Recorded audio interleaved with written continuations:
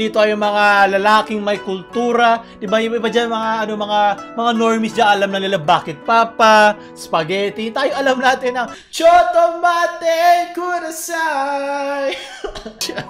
Lumakas yung Sharingan ko doon.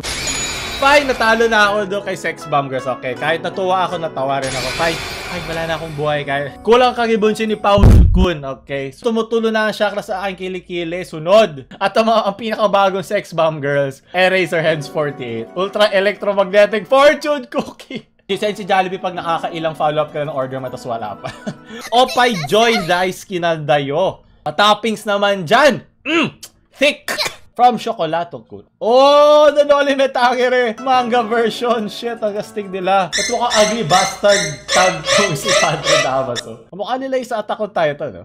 Nalalagay ko si Chocolato Kun sa ating description. Kaya follow nyo siya. Yung mga gusto ko dekalidad na mga creators. Maraming salamat. Unbox Diary. For a couple of days now. At saka ginamit ko siya as my daily driver. Sobrang bilis niya. Mapa Facebook man, mapa Instagram. Kaya ganito siya kabilis kasi meron... Oh my God! Nani! Chotomate kudasai! Kita mo nga si Antu.